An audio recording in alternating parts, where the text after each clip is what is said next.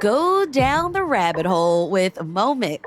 On December 12th through 14th, PennLive Arts presents this dance illusion company in Alice, a wildly imaginative take on Lewis Carroll's beloved Wonderland. A mix of awe-inspiring movement, vivid imagery, and imaginative costumes bring the Mad Hatter, Queen of Hearts, and more favorites to life. Get tickets for Momix's smash hit Alice at pennlivearts.org.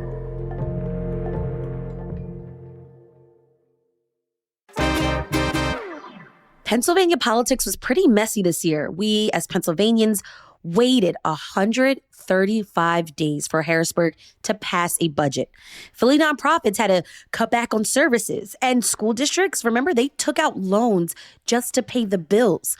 So moving forward, how do we make government work? And how do we get more money flowing into the Commonwealth for things like SEPTA? Legalize and tax cannabis or something else? State Senator Anthony Hardy Williams, who represents parts of Philadelphia and Delaware counties, is here with me to talk all about this. It's Wednesday, December 3rd. I'm Trini Nuri, and we're talking politics.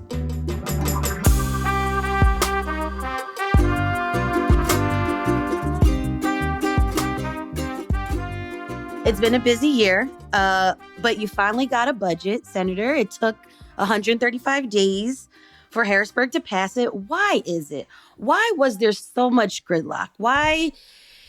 And then there was a point during the summer where, folks, voters, we didn't hear anything. We didn't know what was going on. What's your view about how this all kind of unraveled? You'll discover I've been around for, as they would say, a minute. Yeah. This is the first time this has ever happened. So usually... But it's not the first time that there's been a budget impasse, though. Oh, no, but right. this long, the first right. time. And the way it rolled out was different. And that's really because the body politic has changed. With all due respect, I think we're more about the optics rather than the substance of what we do. We're all about pleasing what is popular to a voter as opposed to leading what's necessary. And I think a lot of it was personal, based upon what people thought their political ambitions were or going to be. So, fairly, there are 4 caucuses, as you would describe the General Assembly in Harrisburg. For those who don't know, there's a Democratic House caucus. There's a Republican House caucus. Those are state representatives. There's the Senate. There's a Republican Senate caucus and a Democratic Senate caucus. All 3 of caucuses, that means the House Democrats, Senate Democrats, House Republicans, and the governor, all agreed on a particular budget. It was one body that said, we're not going to agree. And they didn't agree, frankly, for substantive reasons, because at the end of the day, they voted on a lot of the issues that we started out with, except for SEPTA. It came down to politics, unfortunately. And I think, frankly, the national playlist, if you will, as it relates to Republicans, they were playing that out, not to any success, not to any effectiveness, because when you actually asked voters how they felt about it, they really were very upset. And the impact to, school districts borrowing money and nonprofits not being able to sustain themselves. And SEPTA kind of basically falling apart, yeah. So all that, I think, will not, I don't think you'll say that happen again this year, because I think everybody who's involved realized that that's not what the public wants of us, and they're demanding something totally different. Do you feel like, and I want to be fair, though, do you feel that Democrats handled the situation well? I'm not sure that we had a choice because a number of the items which we'll talk about would have taken a hit. Public education, public safety, social services, nonprofits would have taken a hit under the budget that they were proposing. They were arguing about a certain budget number. I think it was $46 billion. Ours was 50 plus billion. We compromised, but the reality was under their budget, without new revenue, we couldn't sustain the programs that many Pennsylvanians find to be necessary and important. And to be clear, you are a Democrat? Yeah, very, yeah. Mm-hmm. Yeah, some days popular, some days not. But yeah, I'm a Democrat. But that being said, yeah, there were, basic things that the food banks, which were going to be necessary because SNAP benefits were being cut, were essentially not going to be funded. Um, Services through nonprofits, rape centers, not going to be funded, closed. Schools having to lay people off. So the revenue that the Republicans had proposed just didn't sustain the programs that people, Republican and Democrat, rural, urban, and suburban, use every single day would have been cut. So, how do we make sure that within our divided government and all the different groups that you just mentioned, like, how do we get it to work? How do we get it to function without like pointing fingers, name calling, or just dragging it out for 135 days? How do we make sure that Yeah. this doesn't happen again? I think it did happen. It is happening. I think, the public knows what they feel. They know. I mean, me passing a budget is not a revelation to somebody who's on my block. But not being able to ride SEPTA, not being able to afford SEPTA, discovering that's connected to funding, school district laying off people, discovering that's connected to funding, our recreation centers closing, discovering it's connected to funding. That drives people to understand the government is affecting their lives, and then in turn, they start screaming at us. And I think, frankly, that's what engaged government is, and that's good. And I think this crisis at the federal and state level has caused the public to wake up and say, I really don't care where I live. I don't care if I'm Democrat or Republican.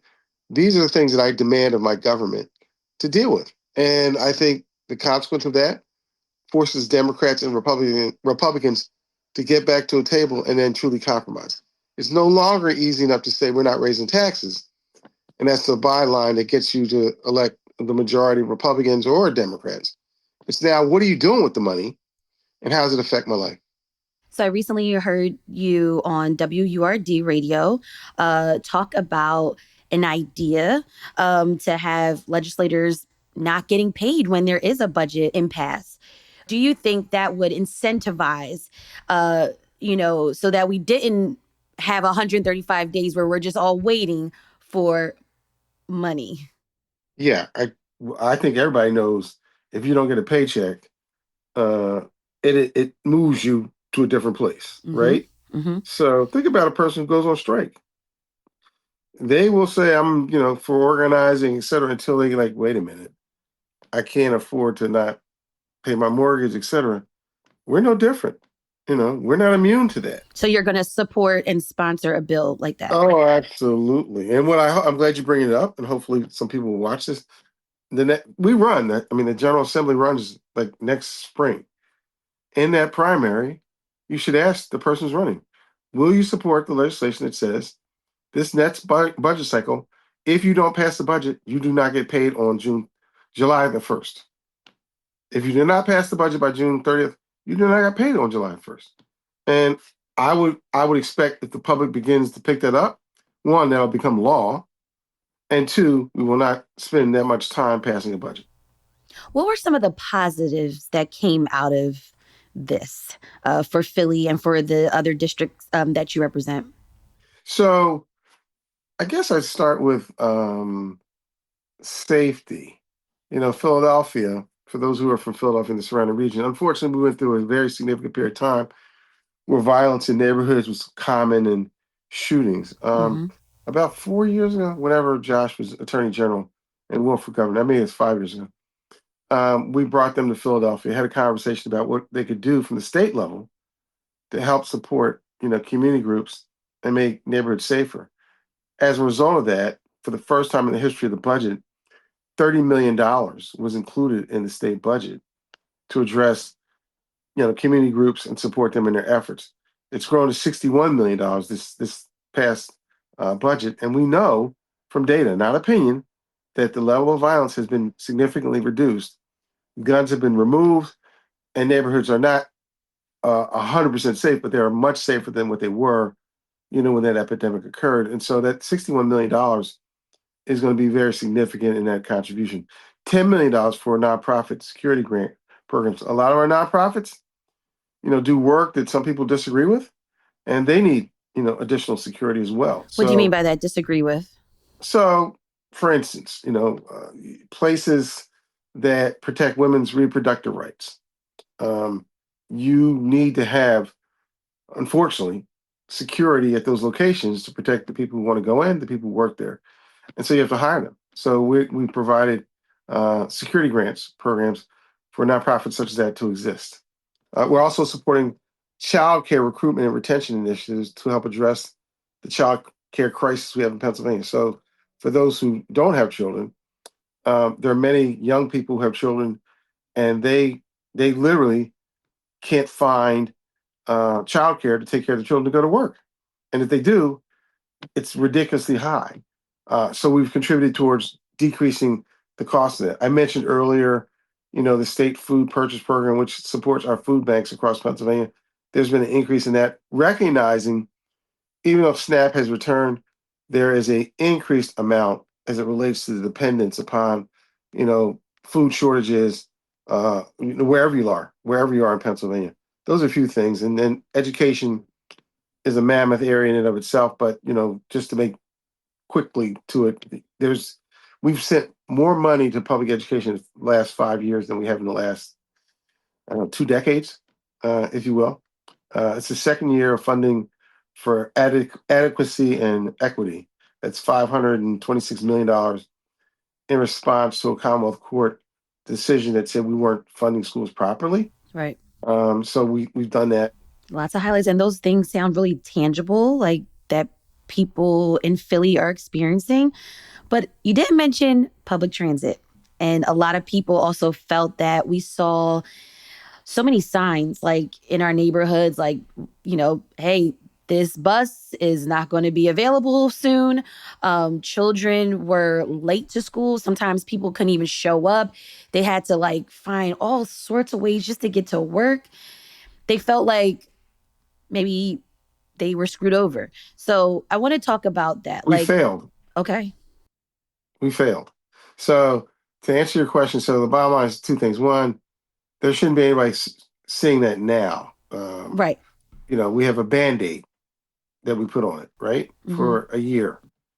But I do believe there's promise next year's budget will be addressing that issue along with a few others. But do you think that it's going to have y'all in that same place that you were this year? No, because I think that it was acknowledged, like I mentioned, the public is not going to have any of it. We just went through an election cycle that made a very big statement about how people feel about all these issues, and both parties are going to respond to that. And so, no, I know for a fact we're not going to go through what we just went through. Do you think Governor Josh Shapiro could have done anything differently in this process? I think it'd be unfair for me to measure his performance because I wasn't in the room negotiating with him, so I don't know exactly what his input was. He pulled out his own band-aids to make sure that when money was running out in certain areas, he made adjustments. On SEPTA, he made compromises after compromises. And then I think after a while, he acknowledged that this wasn't going to happen. But I do believe we've identified enough revenue sources that SEPTA should not be threatened going forward. And a few other areas that we just didn't address as well, right? So I think that's in front of us as we begin to negotiate now, those issues. So I don't want to promise anything, but I feel much more confident and comfortable to say publicly, I don't think we're going to travel the same road that we traveled this last cycle when it comes to SEPTA. You mentioned like revenue sources, and I like to talk about that. There were a lot of ideas like floating around. People were talking about regulating those skill games at like the corner stores, legalizing taxing marijuana or cannabis, tax on online sports betting. AKA weed. Go ahead. I'm sorry.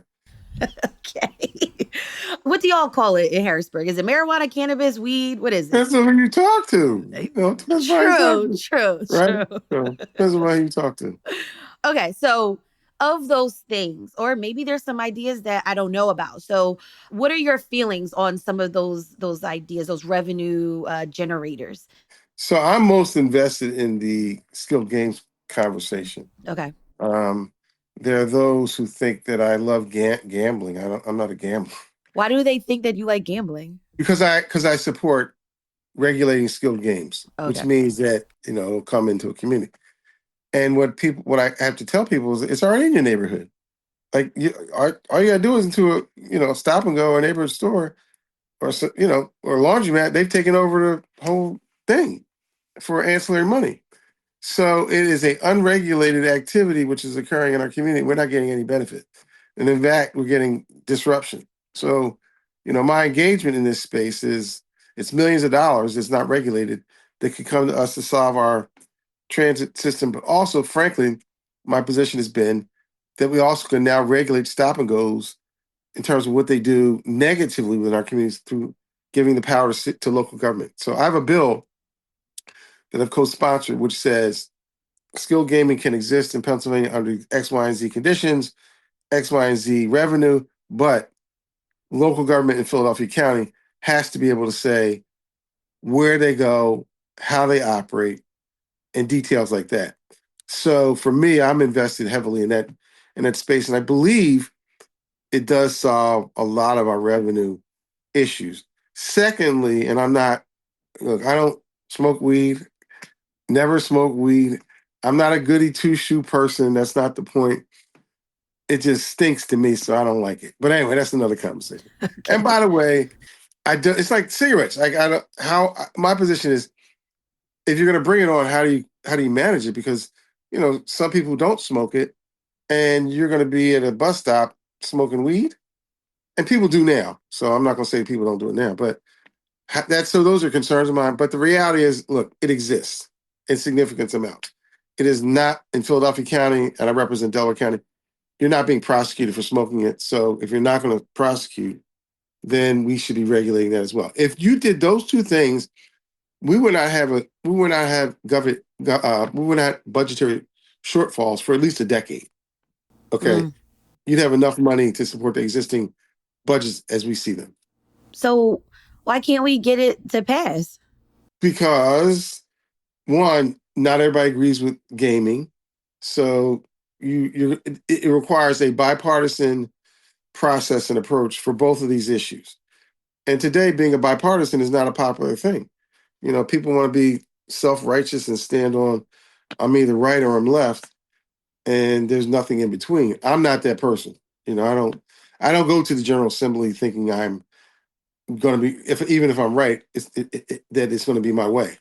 But right now, that's sort of the way it is. I do think it's getting softer based upon these budget impasses, and people in rural Pennsylvania, suburban Pennsylvania, and urban Pennsylvania all say, "Wait a minute, this is not working." So I think that part is softening up and might allow us to do bipartisan work in these particular areas.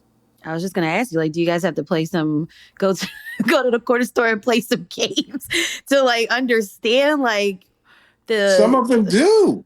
Like we understand.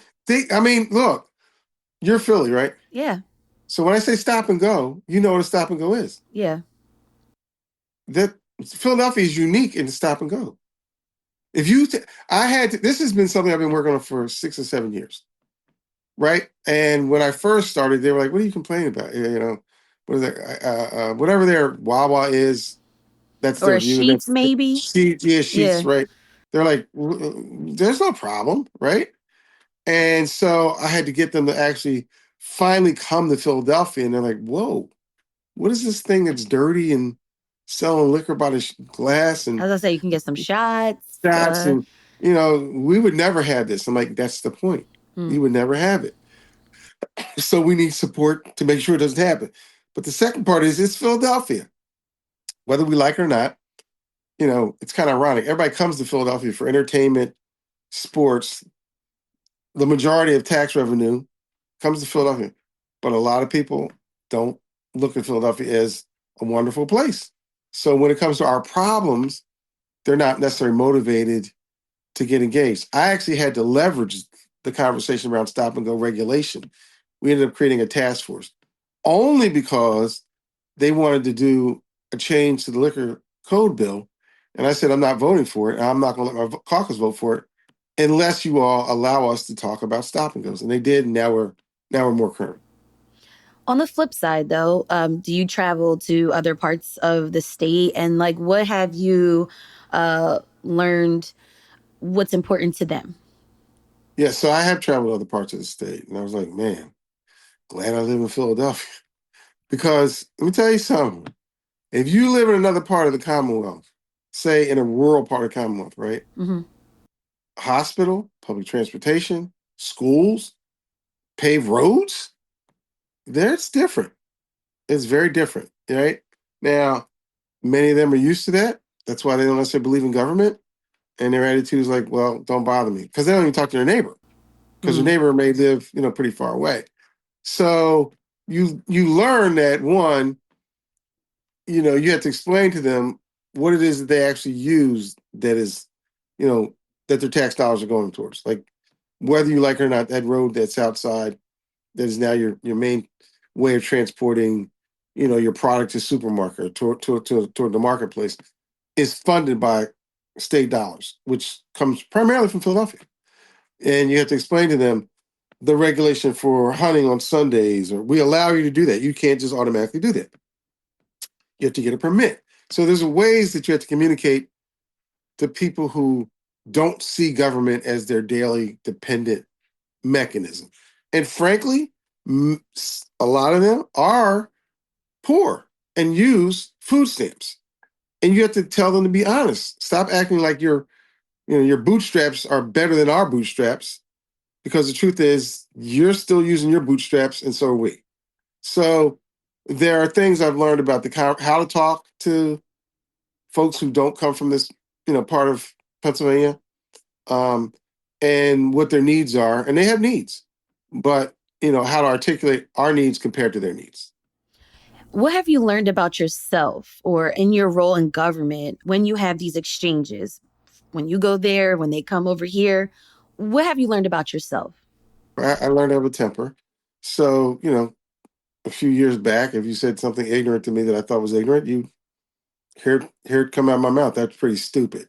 I mean, I wasn't short on reacting to what I thought to be ignorant, um, because their uninformed perspective would drive me crazy. And frankly, some of that was true and some of it was not true. You know, every time somebody says something that's not informed doesn't mean you're racist. It does mean you probably haven't interacted with somebody who's different than you. And therefore you have a perspective that's limited to your life experience, but it doesn't mean you're not open to learn about the other person's experience. So I had to learn that about myself and them as well, and me.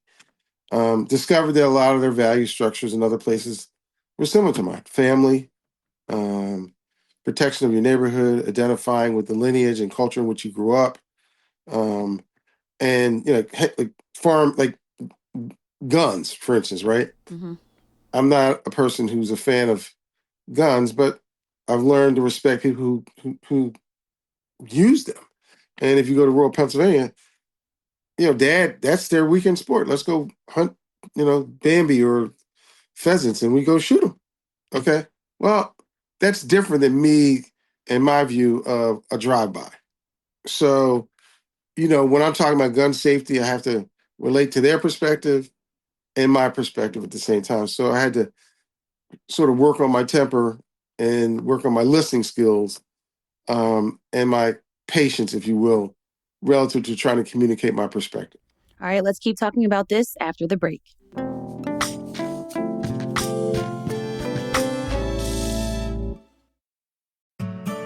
Looking for that perfect winter outing that feels straight out of a holiday movie? Then bundle up and head over to Independence Blue Cross River Rink Winterfest, Philly's favorite winter tradition on the Delaware River waterfront. Imagine skating under twinkling lights with the Ben Franklin Bridge as your backdrop, sipping hot chocolate by the fire and cozying up in your own private cabin with family and friends. Whether it's date night, family day, or a group outing, Winterfest has everything you need to make magical memories this season. Tickets and rentals go fast, so don't wait. Reserve your skating tickets, fire pits, and cozy cabins now at riverrink.com. Don't miss Independence Blue Cross River Rink Winterfest. Open now through March 1st. Your favorite holiday tradition is waiting.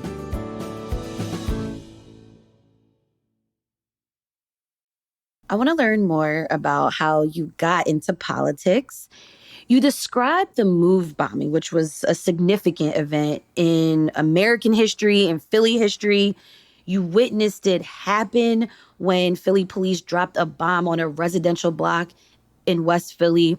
And you witnessed a lot of the aftermath as well. And that prompted you to get into politics. How do you look back at that experience? So let me correct the record a little bit. Mm-hmm. One, I really love the fact that you, at your age, dig into the depth of history upon the foundation upon what where we are. It's very important, very important. So I'm really like I had great so teachers. I graduated from Temple and Lynn, Washington. During the anniversary this May, we spoke with Lynn and we spoke with Yvonne Letty over at Temple's Logan Center. yeah, yeah, yeah, Um, yeah, yeah, and they did an amazing podcast, which I think recently just got an award. And Maida Odom was yeah, another professor of yes. mine who really was like on the grounds digging deep to get that story. And But see, let me tell you what's the difference between them and you, your generation. Not you personally, but the generation. Most of the folks, with all due respect, are pretty lazy in terms of their effort to learn about the story they're covering. Hence, frankly, politics when it comes to African Americans, and I read in, our most popular newspaper, is like four levels removed from the truth. They don't, but that's because they're not neighborhoods. That generation that they came from, Lynn, they were at the corner store, at the bar, and they were part of the community, so therefore they were reporting more accurately, not just because they were black, but because they were part of the community, right? mm-hmm. More effective, right? I find it very refreshing that you're that informed. That's that part. Now, me. So there's a few more parts to it. My dad was an elected official. So I was influenced by the fact that he was a pretty, pronounced public person. That didn't persuade me to be in politics. That persuaded me to be civically engaged, to vote responsible, follow what's going on. In fact, his service made me kind of feel like I don't want to be an elected official Okay. Okay. because Yeah. of economics and the demand upon your family, et cetera. So I went a different route. I went to school, went to college, degree in economics, worked in DC, then worked for corporate America. Then I came back to Philly. And when I was on what they call relocation, reselling back here to run a facility, I saw the move event happen from my hotel room. Mm. And I saw the smoke and I saw where it was located. And I'm like, wait a minute, that looks like where I grew up. And in fact, it's about 7 blocks from where I grew up as a kid. The mayor at the time, Wilson Good, was a person who walked in and out of my household on a regular basis, interacting with my dad. So I'm like, what? How could this? How could this happen? Like, what's going on? That did cause me to go back and get a little bit more connected to the neighborhood in which I grew up, because I was blessed to have neighbors who made sure they pushed me forward. And what I discovered was there were a lot of things which had changed since I was growing up as a kid. One, the proliferation of drugs had not necessarily hit quote unquote the block I lived in, but if you ask me, it was half a mile from where I grew up. And as we all know, Philadelphia is still a city of neighborhoods, so you can go 5 blocks and it seems like a whole different city, right? Right. Right. So that's sort of what happened. And then crack happened, and the trading of drugs openly was happening. I'm watching this, so I'm getting involved in, say, little league football, baseball, volunteering my time, Mm-hmm. come take off my corporate suit, hang out in the neighborhood I grew up in, not living there, but helping. And a little boy named Marcus Yates got murdered and crossfired by drug dealers. And then I was like stunned. I was like, that I couldn't even fathom that happening to me, as a kid coming up or anybody else. And so I helped create a nonprofit, Neighborhoods United Against Drugs. And we marched against drug houses, ran drug dealers out of the neighborhood, created a nonprofit for kids. During the course of that, my father and some other people asked me to run for a seat, state rep seat that was open. And initially I said no. One, I don't live in the district. And two, how much does it pay? And he told me, I'm like, wait a minute. And you're right, yeah, exactly. I just said it to him, but I'm like, what is he talking about? And I was married to someone who was not from Philadelphia, came here, with a corporate husband, and moving on up. So he talked to me about it a few times. Some friends talked to me about it a few times. And I really did think like, well, these people raised me, have, deserve a right to get a benefit by somebody who can serve. So my father reminded me I could start an outside business. So I started an outside business to, create income, moved back into the district and ran. And now, I'm happily married 30 years to another person, you know. So things changed. But it was those series of events that caused me to be, to run for office. Anybody who knows me knows this seat is not written in my name. So I will take a position that some people feel to be politically unpopular, but it's necessary because this seat's not mine. And if people disagree with me, they'll vote me out, right? But somebody has to stand up and say drugs can't be openly sold. We have to do better with public education. Transit doesn't serve all communities equitably and equally. Service by by those who are paying us is not equitable. So people have to do things to shake up government, not just to exist within government. Shake up government. Is that why you are now a part of the Forward Party? Are you trying to shake up government? And the Forward Party was started by former presidential candidate Andrew Yang. What attracted you to this? And can you just explain a little bit what this party is for those That's who right. may not know? Because I didn't know at first. I was like, the what? Right, yeah. So I'm still a registered Democrat, just so you know. I mean, Right. I'm not, I didn't lead the party. But I'm associated with this thing they call a party, right? Okay. And really what it is I guess uh, an attempt by Democrats and Republicans who have witnessed the evolution of politics going to extremes and not talking, acknowledging that we're all Americans, Pennsylvanians, Philadelphians, wherever we are. There's a commonality in our existence that's being missed in how we govern and how we do our politics. And I get tired of everybody screaming at me, from the left or the right, about how correct they are. And I'm like, you're missing the point. Less people are voting because we're turning them off because of how we're not delivering on their needs. We spend time arguing and standing on I'm right, you're wrong, and not recognizing, for instance, there are people who are yelling at the six or eight Democrats who voted for, the budget The being budget for passed the at the federal federal government. level, right? And I'm like, wait a minute. With all due respect, I don't want, Obamacare costs to skyrocket. But do you realize that people are going to starve waiting for this to happen? I Or mean, not just the not. airport getting crazy during the holiday season. Yeah, I mean, do you like there are other consequences beyond that affect people? And so for me, yes, I do want you've raised the issue. People now realize and know who to blame when their, costs skyrocket, and there'll be a reaction to that. But in the meantime, I got to feed somebody's child. Period. Right. So my alignment with the Ford Party comes out of my frustration with many of my Democratic colleagues not acknowledging we're living in a space where we're not connecting with the lives of everyday folks. We're talking policy, but we're not following the pulse of where people are. The guy in New York City that if you'd asked 3 years ago, could he be elected mayor? They'd say, are you crazy? Absolutely not. But guess what? They elected him because what he said were words. Now, I don't know if he'll You're talking about deliver. Mondani. Okay. Yeah. I don't know if he'll deliver, but his words reflected where people are. I can't afford to live in New York City. You're going to do something about it? Yep. I don't know if he's going to do it or not. But people are attracted to folks who are saying, this is my condition. And by the way, as a Democrat, that's what we did. That's what made the Democratic Party. As scattered as we were on a variety of issues, what made the Democratic Party was I can get a job within a union, organized union. I can get a job and take care of my family. I can have a hospital to take care of my needs. I have insurance that I can afford. That's what made us popular. But now we've moved away from those things.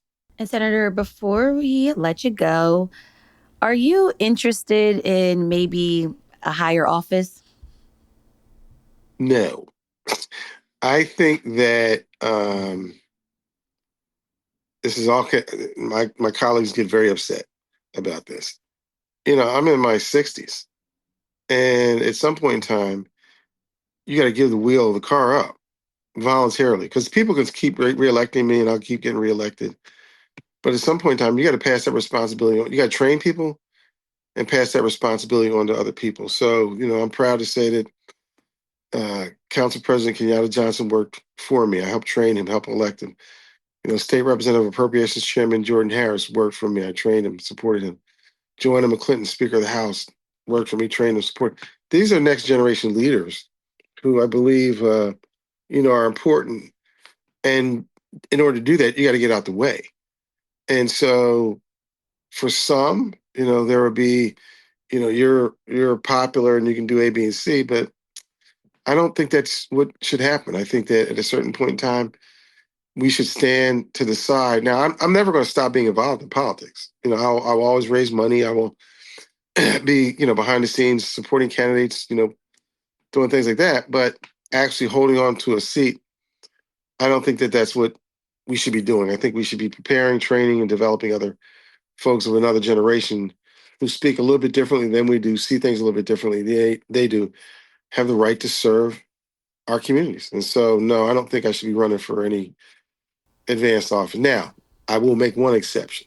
Okay. And that's not what this program is really about, but I'm going to say there is a U.S. Senate seat held by a Democrat from Pennsylvania. If somebody said, I'll give you, $100 billion to change that person, I would do it. And what person is that, Senator? Well, I'll say his first name his last name starts with an F. I'll put it like that. Connected to a feather. I feel like that person has not come to my community, being the African American community, which supported him significantly because they thought he was a breath of fresh air, has not done anything on, DEI or the removal of us from the record books or a variety of other spaces he could raise his voice on. Instead, he's going to Mar-a-Lago, sitting down with Donald Trump and doing a bunch of other stuff. So I think he's unearned our interest and deserves someone else who is more connected to. And by the way, I don't mean just African Americans. I mean those who are struggling in Pennsylvania deserve somebody who's connected to their plight. He's not. And so that would be the only exception to the rule. But other than that, no, I don't have any interest. I mean, I think many people have been curious about, his stance on things recently. And you are referring to Senator John Fetterman. If Fetterman were to resign and Governor Josh Shapiro, he could appoint you, maybe? Is that how that works? Yeah, he could, but I would tell him no.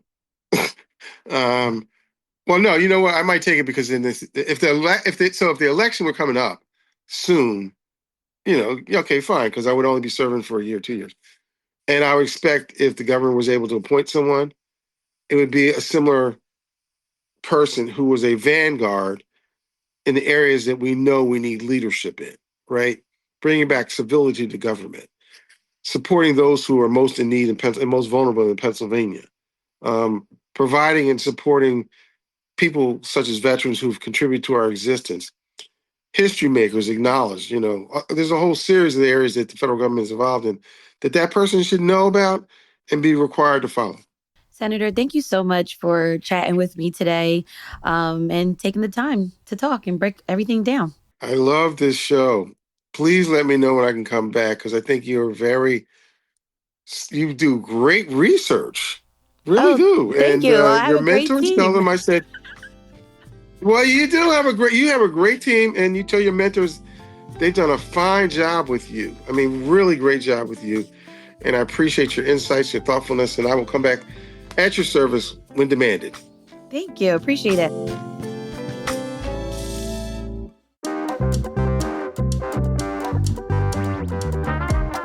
That's all for us today here on CityCast Philly. If you enjoyed this chat with State Senator Williams, tell a friend. Also, rate the show, leave us a review, and hit that subscribe button. And make sure you signed up for our morning newsletter, Hey Philly, to learn more about what else Philly's talking about. And don't forget, you can support the show and get great perks by becoming a CityCast Philly neighbor at membership.citycast.fm. We'll be back tomorrow morning with more news from around the city. Bye.